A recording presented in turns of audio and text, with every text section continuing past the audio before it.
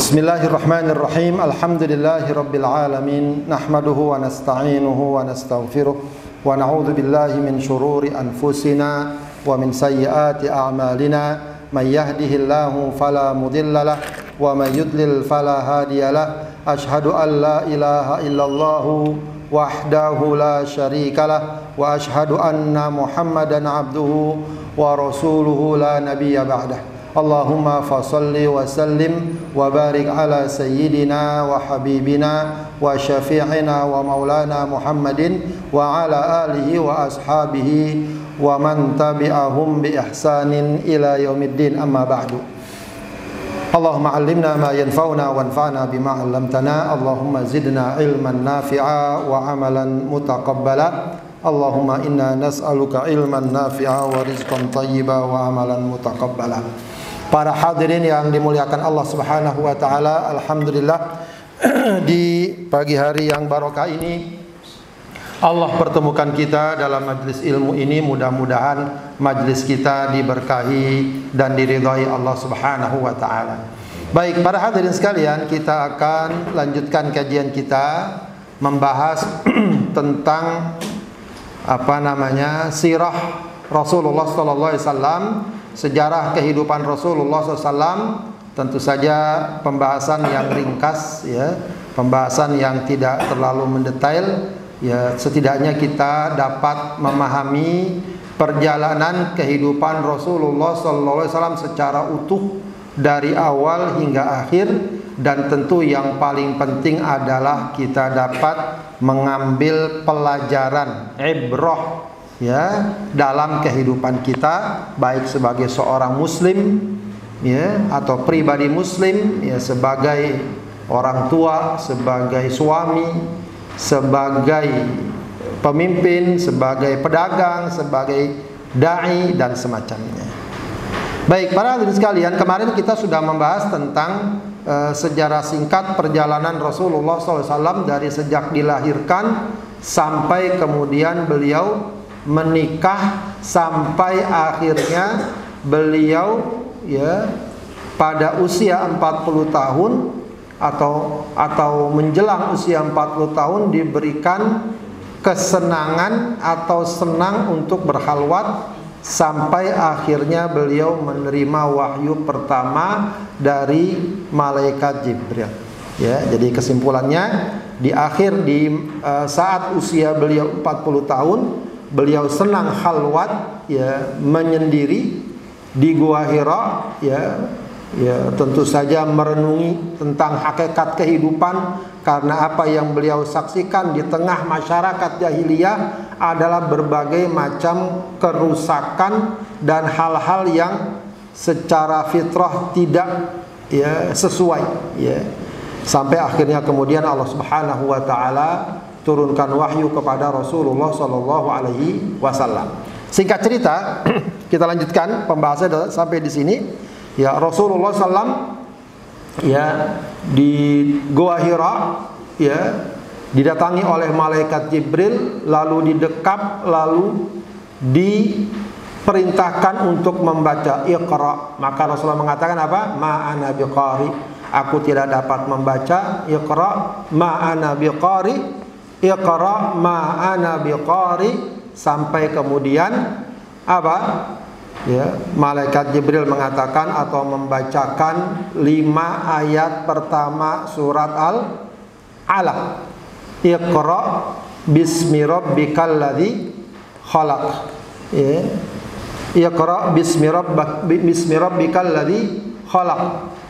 Terus khalaqal insana min 'alaq.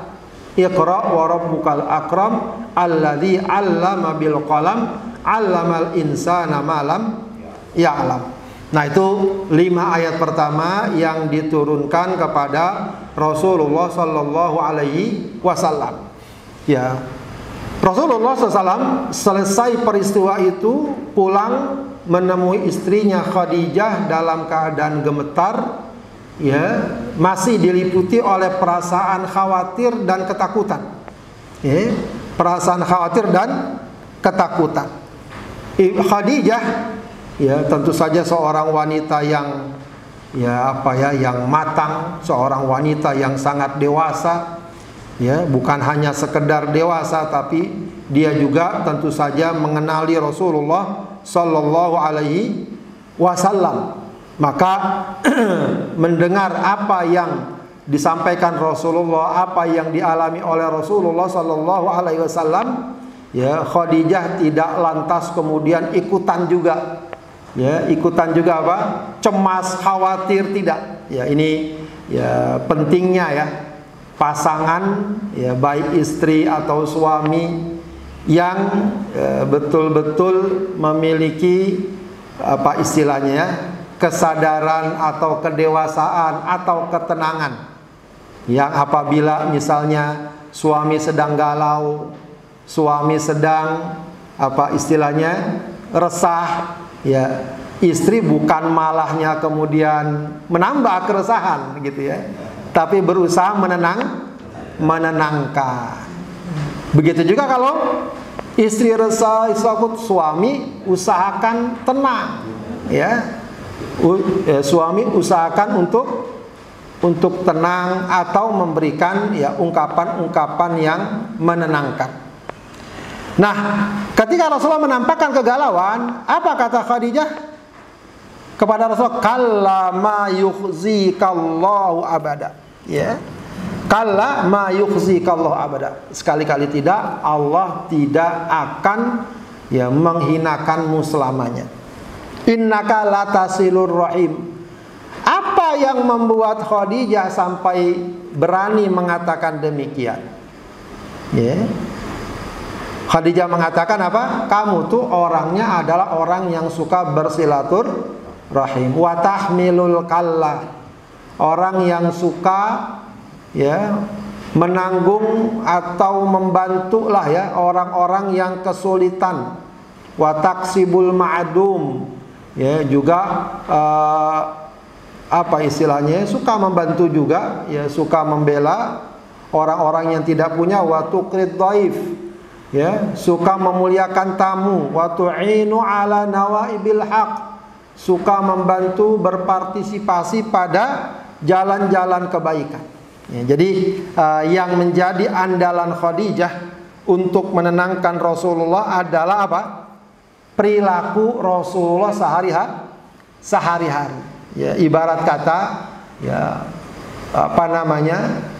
Orang yang kehidupan sehari-harinya baik, maka ya, semestinya dia adalah orang yang apabila mengalami sesuatu yang apa istilahnya ya, menggentarkan atau mengkhawatirkan, insya Allah akan berakhir dengan kebaikan.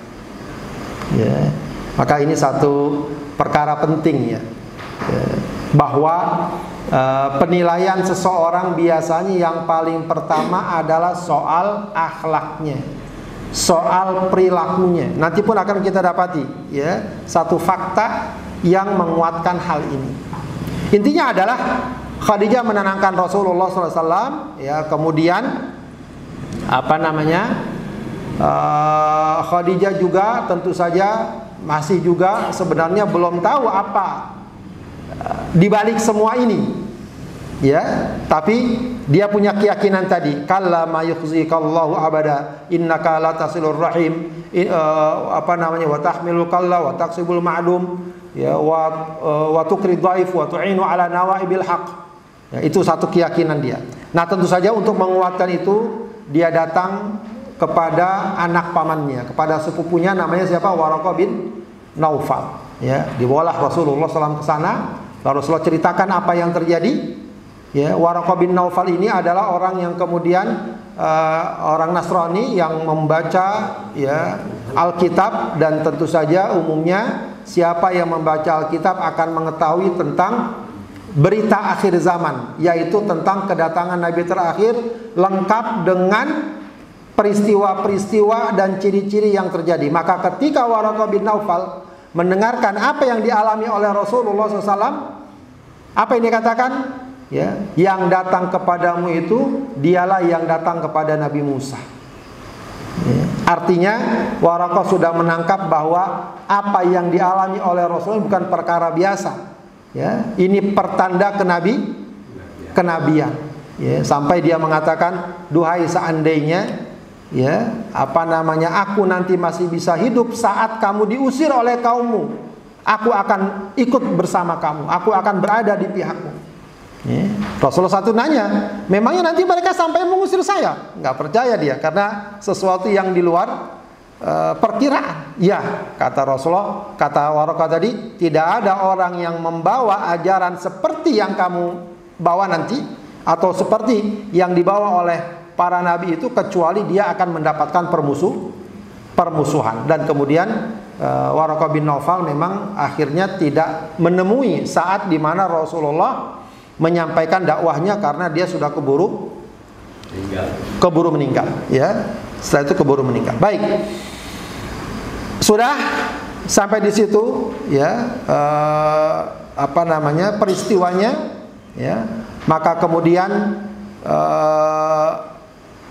wahyu sempat berhenti, ya, sekian lama, begitu ya, sampai kemudian turun lagi wahyu berikutnya.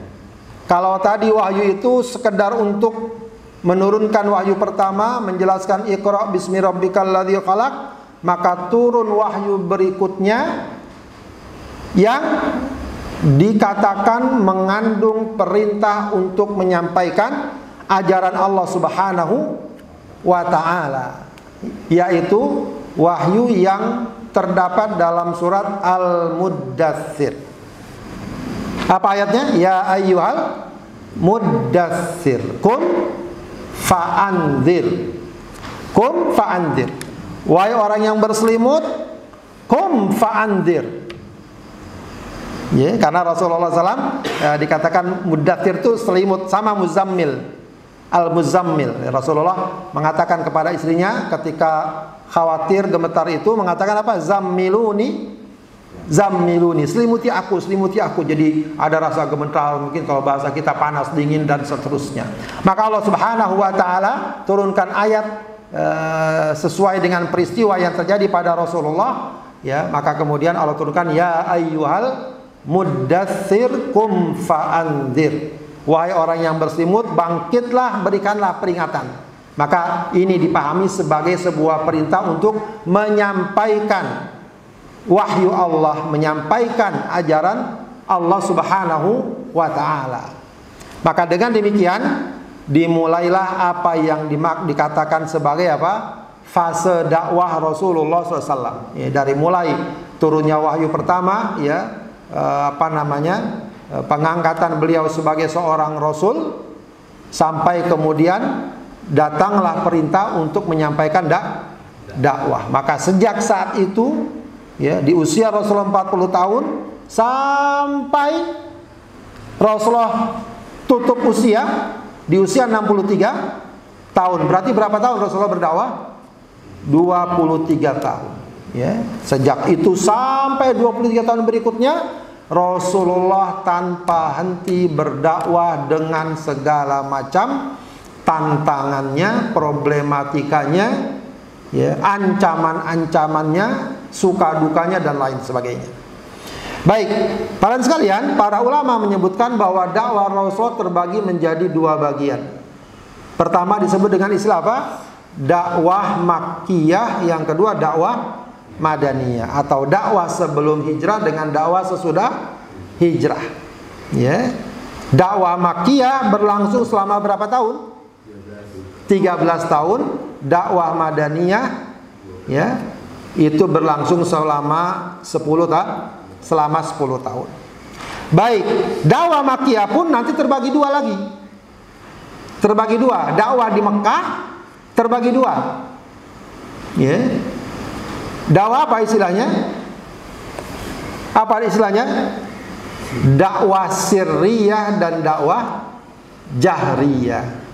Dakwah yang bersifat sembunyi-sembunyi dan dakwah yang bersifat terang-terangan. Terang-terangan. Ya. Berapa lama dakwah sirriyah? Ya. dakwah sirriyah berlangsung selama 3 tahun.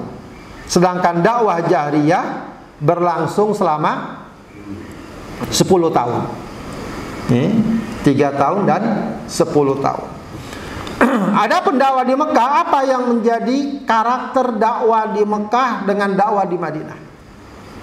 Karakter yang paling tampak dakwah di Mekah adalah ibarat membangun pondasi, menanam akar yang kuat, khususnya masalah keimanan, akidah dan keyakinan. Maka di Mekah umumnya belum diturunkan syariat atau ajaran-ajaran yang bersifat praktis. Meskipun sudah ada misalnya perintah sholat sejak peristiwa Isra Mi'raj masih di Mekah, tapi sudah mulai di akhir keberadaan Rasul di Mekah. Selebihnya perintah-perintah syariat yang lain turunnya di Madinah. Perintah puasa, perintah zakat, apalagi perintah jihad, perintah haji, dan ajaran-ajaran yang lainnya itu di Madinah. Adapun di Mekah, apa yang paling Rasul tekankan atau apa risalah yang beliau sampaikan umumnya adalah soal tauhid, keimanan, keyakinan. Ini tentu saja memberikan satu pemahaman bahwa perkara tauhid, perkara keyakinan, keimanan kita kepada Allah harus menjadi perhatian utama bagi setiap muslim. Karena dia ibarat bangunan yang kokoh, pondasi yang kuat. Kalau pondasinya kuat, bangunan di atasnya akan kuat. Kalau pondasinya lemah, bangunan di atasnya akan lemah. Begitu ya. Baik, Rasulullah SAW memulai 3 tahun pertama dengan dakwah sirriyah. Maka turun ayat Allah Subhanahu wa taala lagi, wa anzir ashiratakal aqrabin. Berilah peringatan kepada kerabat-kerabatmu yang terdekat. Mulailah Rasulullah menyampaikan pesan-pesan kepada orang-orang yang terdekat, dari mulai sifatnya pribadi, tentu saja yang paling pertama adalah kepada istrinya. Maka yang beriman kemudian, yang disebut orang-orang yang pertama beriman itu ada 4 orang. Pertama istrinya Khadijah, kemudian yang kedua siapa? Ali. Orang yang dia asuh yaitu Ali bin Abi Thalib, ini termasuk kerabatnya.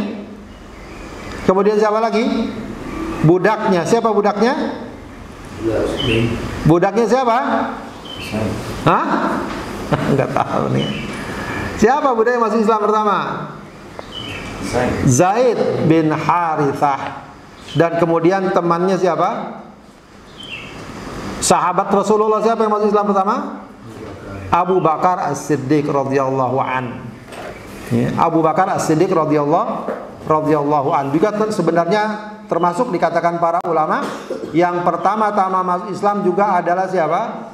Putri-putri Rasulullah sallallahu alaihi wasallam. Sebab putri Rasulullah itu ketika Rasulullah sallallahu alaihi wasallam diutus sebagai seorang nabi, mereka sudah dewasa, bahkan sudah berkeluarga.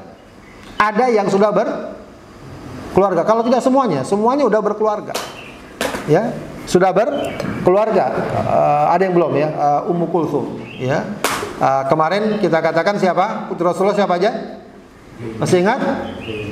Zainab. Zainab suaminya siapa? Zainab suaminya apa ya? Bin Al-As. Siapa namanya lupa lagi kemarin. Binnya saya kenal Al-As. Bukan Amr bin As, Amr bin Al-As kalau tidak salah. Kemudian kalau Ruqayyah siapa suaminya? Utsman bin Affan. Setelah Ruqayyah meninggal, maka Utsman bin Affan menikah dengan Ummu Kulsum. Adapun Fatimah menikah dengan Ali bin Abi Thalib dan Fatimah masuk Islam Dan berarti juga yang termasuk kalangan pertama Islam adalah juga putri-putri Rasulullah SAW. Nah, yang bisa menjadi pertanyaan, apa yang membuat mereka menerima dakwah Rasulullah? Kira-kira apa? Tentu yang pertama hidayah, udah pasti. Tapi tentu di balik itu apa lagi alasan yang membuat mereka menerima dakwah Rasulullah SAW? Ya, karena saat itu belum ada standar yang bisa mereka jadikan acuan. Kalau sekarang orang masuk Islam bisa jadi karena mereka ngaji, mereka baca, ya kan? Ya. Kalau mereka saat itu kan belum ada yang ngasih tahu. Bacaan mungkin juga mereka belum sampai bacaan, mereka nggak baca Alkitab, begitu ya. Apa yang menjadi acuan? Tak lain karena kepribadian Rasulullah Shallallahu Alaihi Wasallam, ya. Kepribadian Rasulullah SAW yang dikenal amanah, jujur, baik, beliau tidak dikenal berdusta dan seterusnya. Begitu ya. Jadi yang cukup kuat menjadikan alasan mereka beriman adalah yang menyampaikan Rasulullah SAW.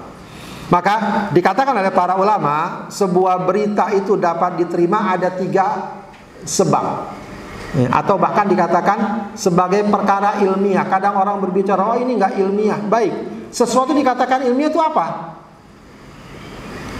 Sesuatu dikatakan ilmiah. Ilmiah itu artinya secara nalar bisa diterima. Nah, kadang orang hanya mengartikan, oh ini ilmiah kalau benar-benar dapat dibuktikan, ya, dapat ditangkap panca indera baru dikatakan ilmiah. Itu salah satunya aja sebenarnya. Ya, salah satunya aja. Buktinya banyak perkara. Ya, makanya ketika Ammar bin Yasir disiksa, ya bapaknya Yasir, ibunya Sumayyah bahkan dibunuh, Rasulullah tidak memberikan perlawanan.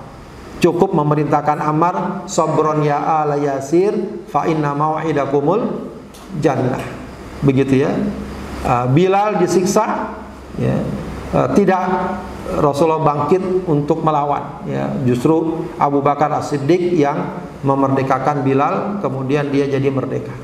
Ya, karena memang kaum muslimin masih sangat beda ketika nanti di Madinah. Begitu ya. Wallahu a'lam bishawab. Demikian kita sampaikan sampai di sini dulu. Nanti kita lanjutkan dengan dakwah jahriyah sampai kemudian hijrahnya Rasulullah SAW ke Madinah. Sampai di sini yang mau ditanyakan silakan. Silakan.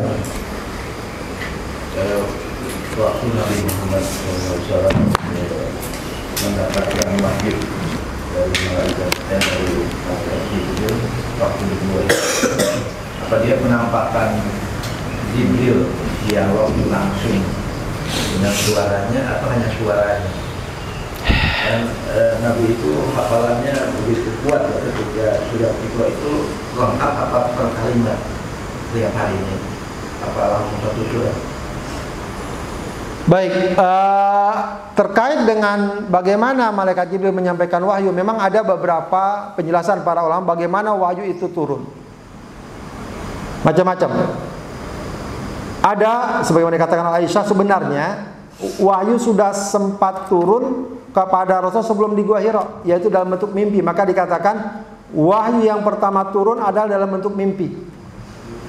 Cuma memang apa bentuknya dan itu tidak tampak. Tapi yang tampak adalah Rasulullah SAW, ya, itu dikatakan seperti falakis subuh, seperti waktu pagi yang cerah, begitu ya. Maka sejak itu turun Rasulullah jadi senang berkhalwat tadi, ya. Jadi sampai kemudian turun wahyu pertama di Gua Hira itu. Jadi ada yang dalam bentuk mimpi, ada yang dalam bentuk suara lonceng, dan itu yang dikatakan wahyu yang paling berat. Ya. Ada yang dikenal lewat melalui malaikat. Melalui malaikat pun ada yang malaikat datang dalam rupa manusia. Ada yang malaikat datang dalam rupa aslinya. Dalam rupa aslinya. Yeah. Wallahu alam, di Gua Hira itu apakah malaikat datang dalam rupa aslinya atau dalam rupa manusia? Yang jelas kalau dalam rupa aslinya itu malaikat besar sekali. Ya, jadi ada dikatakan bahwa Rasulullah 2 kali pernah melihat malaikat dalam rupa asli, dalam rupa aslinya. Berarti kemungkinannya dalam rupa manusia biasa. Begitu ya, dalam rupa manusia. Ada juga wahyu yang turun langsung berhadapan dengan Allah, yaitu khususnya pada peristiwa Isra Mi'raj, itu langsung. Jadi ada memang bentuk-bentuk atau cara-cara sampainya wahyu kepada Rasulullah Shallallahu Alaihi Wasallam. Ya, berarti yang di Gua Hira itu, ya, umumnya atau kemungkinan besar adalah dalam bentuk rupa manusia. Ya, wallahu a'lam bishawab. Ya, dan itu yang umumnya terjadi dialami oleh Rasulullah Shallallahu Alaihi Wasallam. Adapun apakah Rasulullah hafal? Ya, Rasulullah diberikan kekuatan hafalan. Ya. Diberikan kekuatan hafalan. Makanya ketika turun wahyu itu, pernah suatu kali Rasulullah, mereka Jibril bacakan, Rasulullah buru-buru, ya, buru-buru ikuti. Kata Allah, jangan buru-buru, dengarkan dulu. Ya, apa ayatnya itu? Dalam surat Al-Qiyamah, fattabi la tuharrik bihi lisanaka lita'jala bih, inna alaina jam'ahu wa qur'ana fa idza qara'nahu fattabi' qur'ana. Jangan kamu buru-buru menggerakkan lidahmu. Ya, kami yang akan mengumpulkan Al-Qur'an itu, ya, pada dirimu, ya. Inna alaina jam'ahu fa idza qara'nahu fattabi'. Kalau kami baca, maksudnya dengerin dulu, nanti baru ikuti. Jangan lagi baca diikuti. Ya. Artinya Allah tentu sudah memberikan kemampuan dan kekuatan kepada Rasulullah untuk menghafal, menyimpan wahyu yang dia terima. Ya, dan kemudian menyampaikannya. Dan jangan kepikiran bahwa ada yang salah, jangan-jangan ada yang salah bacaannya Rasulullah. Itu mah kita, ya. Kalau kita ustadz kadang-kadang baca ayat ada yang kurang, ada yang salah, iya. Ya, bukan iya, banyak gitu ya.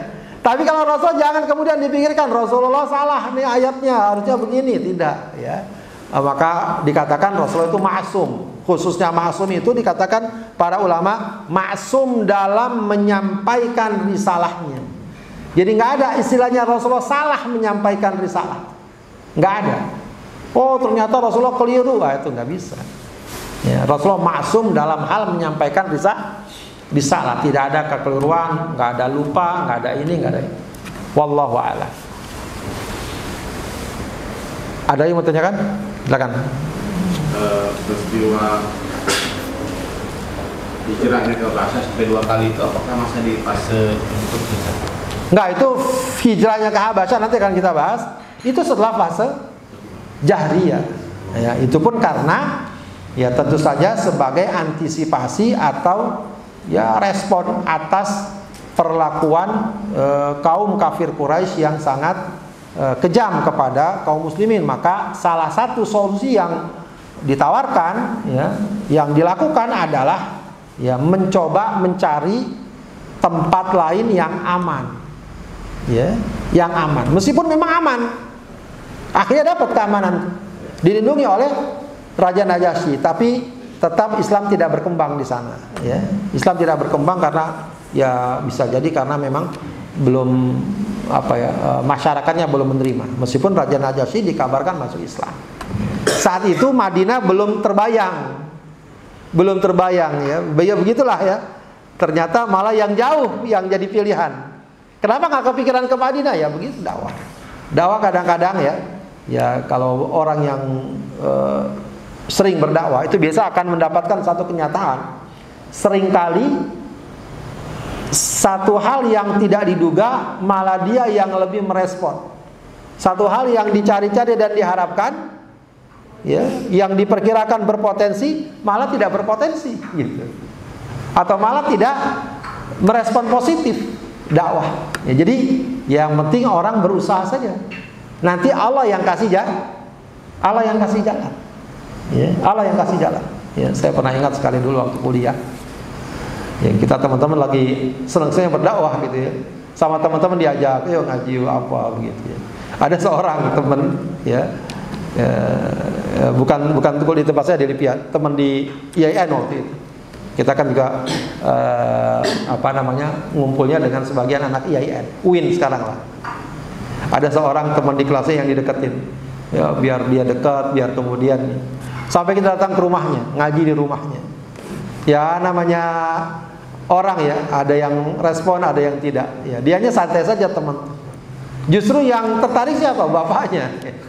Jadi ketika kita ngajak bikin ngaji di rumahnya, dianya malah nggak datang, bapaknya yang malah yang datang, yang ikut gitu. Jadi ada saja itu apa yang kayak begitu ya. Seharusnya Madinah lebih dekat dari Mekah, tapi saat itu belum mendapatkan perhatian, malah yang dianggap dapat membantu adalah ke Habasyah ya, padahal nanti kemudian diketahui bahwa ternyata Madinah itu menjadi lahan dakwah yang subur. Wallahu a'lam. Baik, para hadirin sekalian, kalau tidak lagi, silakan. Sejak Rasulullah mendapatkan wahyu dari Allah Subhanahu Wa Taala, itu kan Rasulullah menjadi manusia yang sangat sempurna ya, bukan hanya sempurna secara fisik dan kepribadiannya, tapi juga sangat sempurna dari pola-pola pikir dan aktivitas atau tindak tanduk yang akan beliau lakukan. Karena setiap yang Rasulullah lakukan itu pasti berdasarkan wahyu gitu. Yeah. Contoh misalkan dari dakwah dia kejadian peristiwa hijrah, peristiwa mau berperang atau tidak semacamnya. Nah pertanyaan kita sekarang, ketika waktu itu Rasulullah ketika mau melakukan itu mendapatkan wahyu, kalau kita sekarang tuh harusnya gimana sih? Menganalogikannya atau istilahnya mengambil hikmahnya dari referensinya itu bagaimana ya baiknya? Karena banyak orang atau banyak mohon maaf ulama-ulama kadang-kadang menisbatkan diri secara dikultuskan gitu, seolah-olah omongannya itu adalah wangsit atau apa gitu lah kadang-kadang berlebihan. Baik, bagaimana kita sekarang kalau Rasulullah jelas ya wahyu? Ya justru ya Rasulullah mendapatkan wahyu dengan segala perjalanan kehidupannya, itulah yang secara garis besar dapat dijadikan panduan untuk mengambil langkah, untuk mengambil keputusan ya, untuk mengambil keputusan yang kemudian dikenal dengan apa yang namanya ijtihad. Yang namanya ijtihad. Dan pada masa Rasulullah sudah ada beberapa bentuk ijtihad yang kemudian diverifikasi oleh Rasulullah. Ya, jadi para sahabat karena saat itu jauh dari Rasulullah, mereka mengalami satu permasalahan, akhirnya mereka mengambil kesimpulan. Apa di antara contohnya? Ya, ada yang contohnya sahabat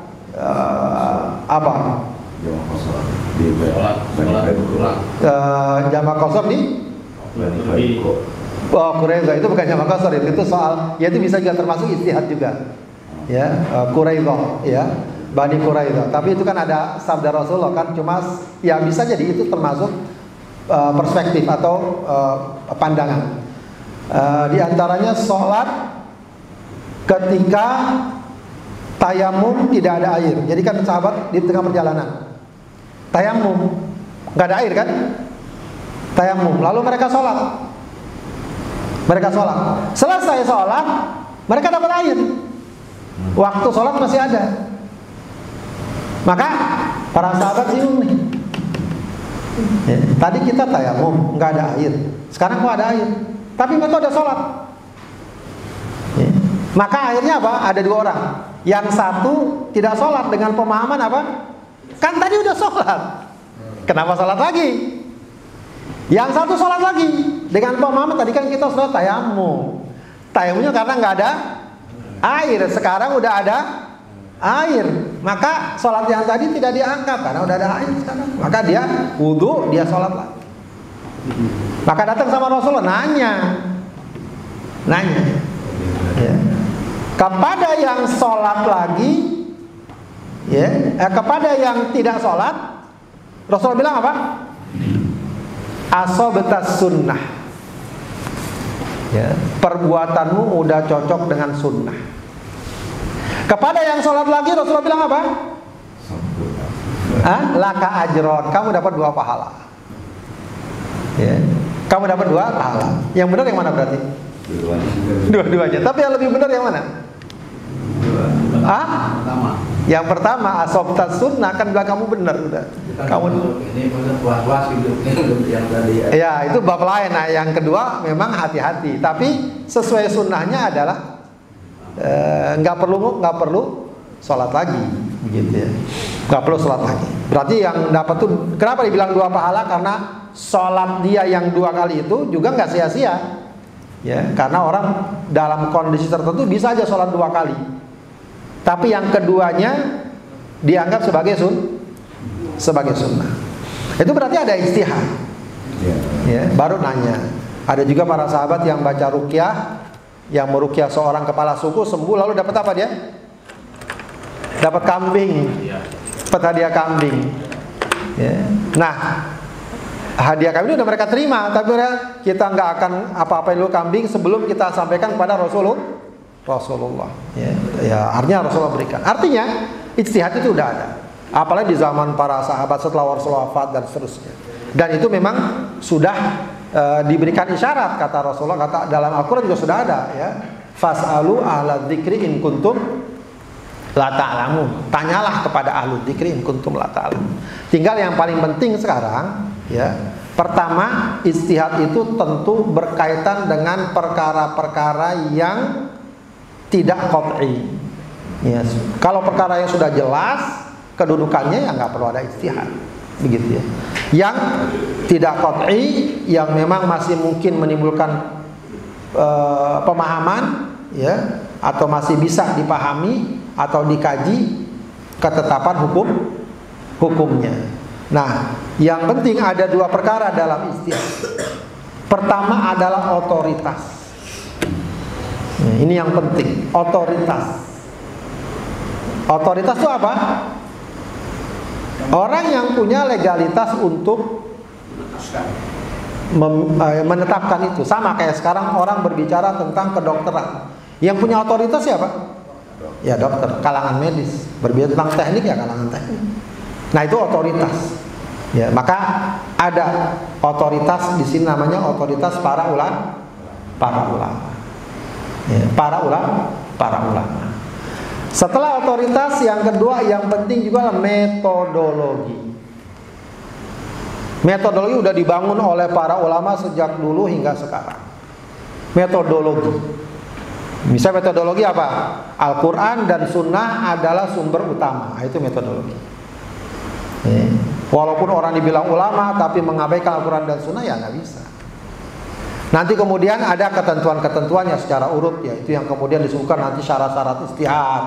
Ya, orangnya misalnya paham bahasa Arab, ngomong ijtihad bahasa Arabnya nggak paham.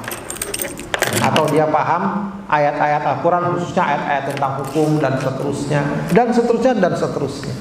Ya, jadi memang nanti ada metodologinya. Bagaimana menafsirkan Al-Quran, bagaimana memahami hadis. Hadis itu ada riwayat, ada diroyat. Ya, misalnya untuk hadis, ya tidak bisa kita hadis ternyata hadisnya nggak sahih, gitu ya. Atau hadisnya sahih tapi perlu ada pemahamannya.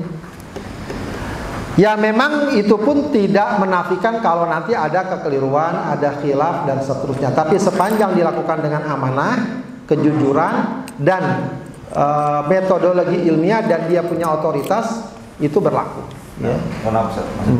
Kalau misalnya kita menemukan kehilafannya atau kekeliruannya secara subjektif, itu boleh kita menentang ijtihadnya. Kalau level kita sih tidak. Level kita bahasanya bukan menentang. Ya, artinya tidak mengikuti lah. Iya, levelnya bahasanya kalau itu mungkin lebih baik. Ya. Jangan dibilang menentang. Oh, saya nggak setuju tuh sama Abu Hanifah, tuh nggak, kurang pas kalau level kita. Level kita adalah saya lebih memilih pendapat ini. Cuma nanti ini mana ada bahasan. Apakah dalam beragama, khususnya dalam perkara-perkara fikih, kita memilih pendekatan mazhab atau pendekatan tarjih ya, mana pendapat yang lebih kuat. Ya, para ulama umumnya mengatakan pendekatan mazhab. Ya, sebab apa? Sebab level kita itu lebih dekat kepada muqallid, mengikuti. Udahlah pokoknya mazhab Syafi'i udah gimana lah, yang gampang aja. Ya. Karena kita nggak bisa membandingkan ini, kecuali kalau kita memang sudah ada kemampuan untuk bisa membandingkan. Oh ini ternyata yang lebih kuat, gitu ya. Ya, jadi kadang-kadang ada kita nggak boleh taklid, sebenarnya ngomong taklid juga. Misalnya ente landasannya apa? Ini kata Syekh Fulan, ya taklid juga berarti ente. Ya. Yang kita bahas kita tentang ini pendapat. Kenapa? Pendapat Fulan. Kita bilang itu jangan taklid. Ente kenapa alasannya? Ini saya berdasarkan Syekh Fulan, ya taklid juga. Gitu ya. Maka yang paling bagus kita ikuti aja. Ya, ulama yang kita percaya, ya, yang kita sudah belajar di situ dan kita yakin ilmunya agamanya sudah cukup. Itu langkah awal. Itu cukup. Bahwa nanti kemudian kita belajar, oh ternyata setelah saya pahami berdasarkan ayat, hadis, itu juga dengan kemampuan yang sudah spesifik, bolehlah. Ya. Tapi kalau secara umum kita ini lebih dekat kepada udah ikut saja, insya Allah selamat, gitu ya. Insya Allah selamat. Fadal. Kalau kita melihat masa lalu, yang namanya ijtihad itu kan memang ada yang ada yang diikuti metodologi, ada yang tidak. Seperti halnya Mu'tazilah seperti itu kan, mereka itu juga punya yang namanya ijtihad. Tapi sehingga pengikutnya banyak, sehingga bisa memecah umat Islam. Nah, pada saat Rasulullah kan otoritasnya hanya satu di Rasulullah, sehingga bisa menentukan bahwa ijtihad ini yang mana yang benar, mana yang salah. Nah, untuk pada zaman sekarang ini, itu kan kalau kita ngikutin sekular atau yang ini kan banyak ijtihad. Kalau kita ngikutin salah satu kan berarti ada juga potensi untuk konflik antar sesama, seperti hal ini terjadi pada saat di zaman Mu'tazilah. Nah, seperti apa yang bisa menenangkan umat sebenarnya, yang bisa diterima oleh semua umat, sehingga kita itu bisa tenang, bisa damai. Ustaz. Baik, di masa sekarang ya, kita langsung aja di masa sekarang. Pada dasarnya, kalau kita mengambil pandangan yang positif, objektif, ya, mainstream umat Islam masih benar, gitu aja. Artinya secara garis besar, ajaran-ajaran Islam yang masih bersifat mainstream, umum, yang sudah dikenal secara umum, itu yang menjadi acuan. Ya, biasanya yang sesat-sesat itu yang nyeleneh-nyeleneh, yang aneh-aneh gitu. Yang aneh-aneh. Kalau kita belajar kaidah-kaidah dasar, ya. Kalau di suatu daerah ada dua kemungkinan, kita bisa menuju kepada figur atau sosok ulama yang sudah diterima di masyarakat secara umum, atau juga kalau sekarang mungkin bisa kita merujuk kepada lembaga-lembaga Islam yang dipercaya. Ya katakanlah kalau di Indonesia, Majelis Ulama Indonesia misalnya, paling tidak itu masih bisa kita pegang. Atau sekarang mungkin ada Muhammadiyah, ada. Cuma lembaganya ya, kadang-kadang ada sosok-sosoknya yang kemana-mana. Nah itu jangan lantas kita kemudian bisa jadikan rujukan. Gitu. Tapi coba aja kalau perhatikan, misalnya NU itu, ya, NU itu kalau lihat bahsul masailnya serius, ya. Ya, dan bagus begitu ya. Kalau melihat itu cukup, atau Muhammadiyah lah ya dengan majelis tarjihnya cukup serius. Ya, nggak sembarangan mereka membuat kesimpulan. Jadi ke situ-situ saja kalau memang kita mau ngambil yang praktis ya, yang sederhana, atau ya lewat majelis-majelis taklim yang kita ikuti. Ya, adapun mungkin nanti di sana ada pandangan berbeda, nah tinggal kita lihat ini wilayahnya wilayah furu atau tidak. Kalau wilayah furu ya tinggal kita toleran aja.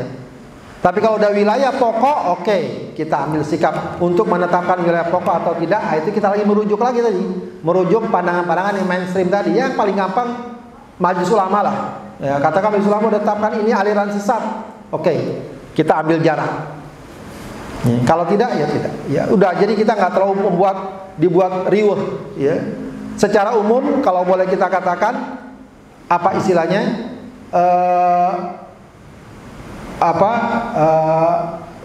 Representasi umat Islam yang ada di permukaan secara zahir dan cukup diterima itu sudah cukup. Ya, katakanlah sekarang kalau di Indonesia ya NU, Muhammadiyah, apalagi Persis, ya termasuklah ya Salafi yang lagi rame segala macam, ya kemudian tradisional itu sebenarnya masih dalam kerangka Ahlussunnah wal Jamaah dengan segala sejumlah perbedaan yang ada. Kalau kita terima dengan pemahaman seperti itu akan lebih mudah. Ketimbang ini benar nggak benar, ya ini apa ya susah nanti. Kecuali kalau yang tadi kalau udah mulai kayak model Ahmadiyah atau model Az-Zaitun Zaitun ya, Az-Zaitun atau LDII itu biasanya sempalan-sempalan yang ya, atau Syiah jelas ya. Itu yang keluar dari manhaj Ahlussunnah. Ya, memang kita nggak bisa lepas dari masalah perbedaan. Tinggal kita mampu membedakan mana masalah pokok, mana masalah cabang. Itu yang penting.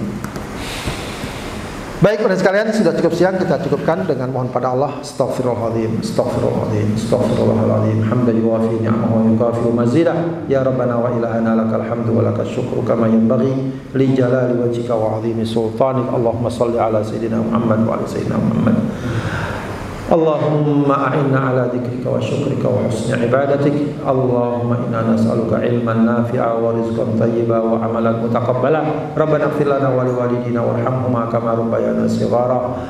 Rabbana atina fid dunya hasanah wa fil akhirati hasanah wa qina adzabannar. Subhana rabbika rabbil izzati amma yasifun wa salamun alal mursalin walhamdulillahi rabbil alamin.